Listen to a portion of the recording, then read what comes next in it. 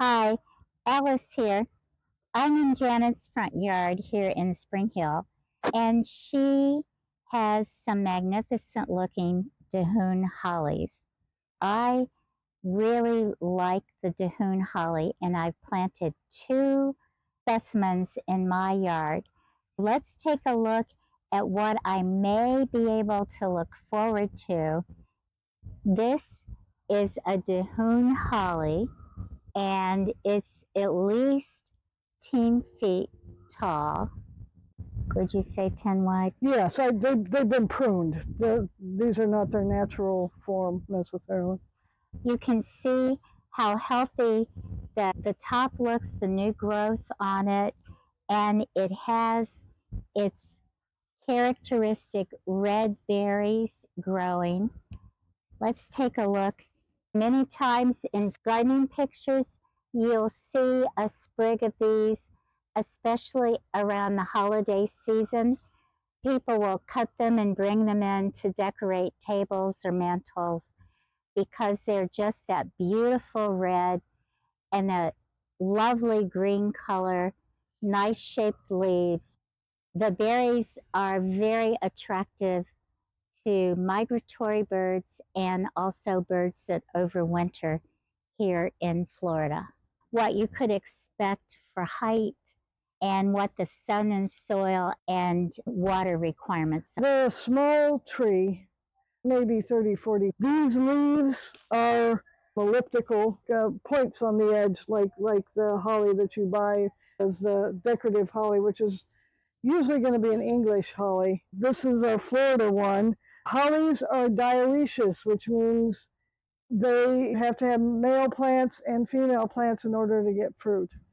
I don't know how, but I've got 3 female plants and I always have fruit every year. So obviously there are male Dahoon solies somewhere that the pollinators are getting it pollinated. They flower in the summer usually. I get sporadic flowers later in the year too. And little white flowers are not terribly showy, but you'll see all sorts of bees on it. They love them. So they're a pollinator attractor when they bloom. Yes. And then they have the berries for the birds. Right. Gardening tip. If you're looking for a specimen tree for your yard that's going to be smaller and have flowers for pollinators and berries for birds, this would be a great tree to consider. Is this evergreen? Yes, it is evergreen. They do not like to be really, really dry. You can't grow it in just a pure sand soil. I have irrigation, so although my soil is pretty sandy, they get irrigated when it's dry. Full sun or partial shade? They don't like full sun too much, particularly when it's really dry. Partial shade is usually better for them. But this one is out in the middle of the yard, so it does okay because I'm irrigated. If I were not, I don't think it would do as well. So if I had one and it gets full sun until about 2 in the afternoon and then it has afternoon shade, what would the frequency of watering be? What would you recommend with soil that's part sand, part loam? Probably once a week is sufficient, as long as you put like an inch. An inch would be deep watering. Gardening tip. If you're going to water your trees once a week, you need to do deep watering at the time that you water. Right. So that means at least 1 inch of water for this plant, because 1 inch will go down at least 12 inches into the ground. It might depend on what county you're in. Some counties have watering restrictions. I cannot water more than once a week here in my county. Do you have any other Dahoon growing? I have 2 others. He's right here. Okay, this is a Dahoon holly, and this one is getting nice afternoon shade, and it's 50 feet at least. When I bought these from the nursery, they were pruned up as what they say is standard, with that single trunk. and I've been maintaining that as best I can. You can get them as a single trunk or multiple trunks. Yeah, this was grown in the nursery to be a particular shape, and I've been doing my best to kind of maintain it.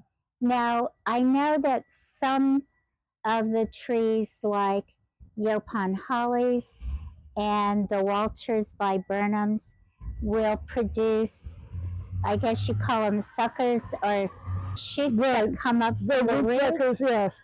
Do these do that? No, I've never seen a root sucker. I occasionally have to take off little stems that want to grow along the trunk, but no, they do not sucker. And let's look at this last one, the third one that you have in your yard.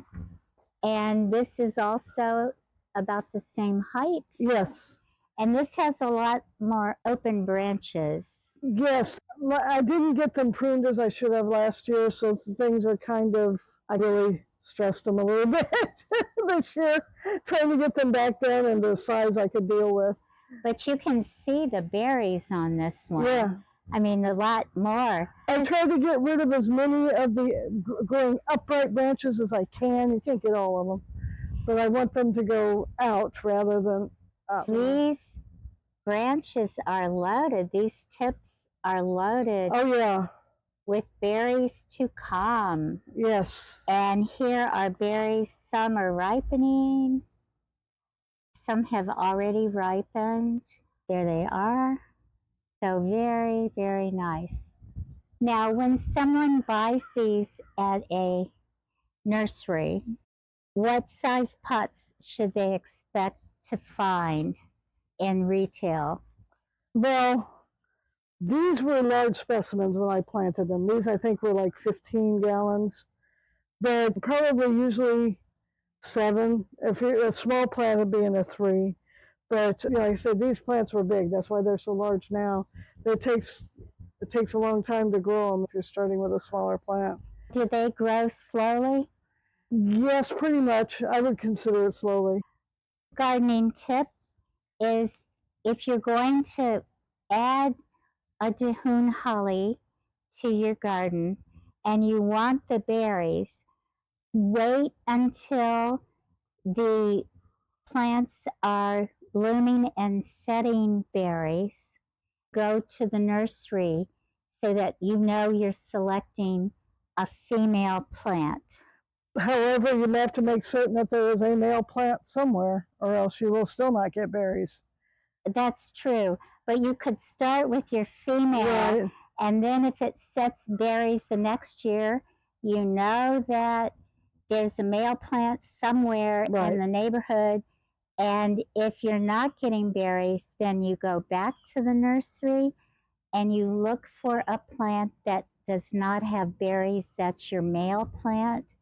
And that's the one that you need to add to your yard. I would probably ask the people at the nursery because they can probably direct you, know whether they're female or male, you know.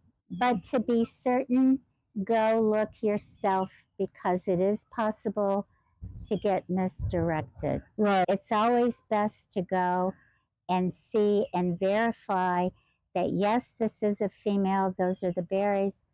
If they have been produced from seeds, you're not going to know. If they're produced from cuttings, you know, that's the only way to know for sure. If the cutting was taken off of a male, you know it's a male. Taken off of a female, you'll know it's a female. And how would you know how they're propagated? That you cannot determine. You have to ask. That's the only thing. So you would ask the nursery, right.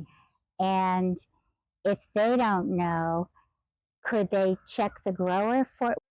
It's like blueberries.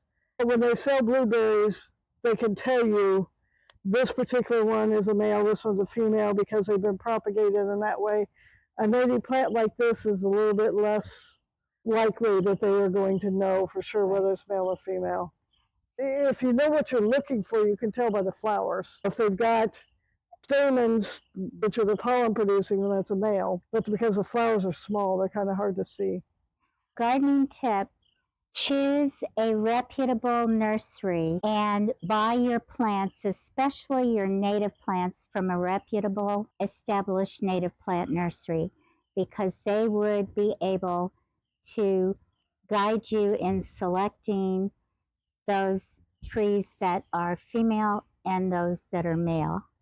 So start with a native nursery in your area.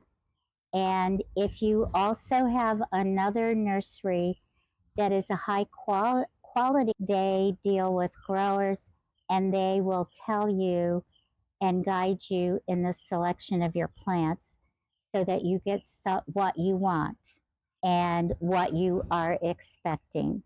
It's always helpful to go when the plant is either in bloom, if you're looking for a particular type of bloom or color, or the plant is setting its berries so you know if you have a male or female plant.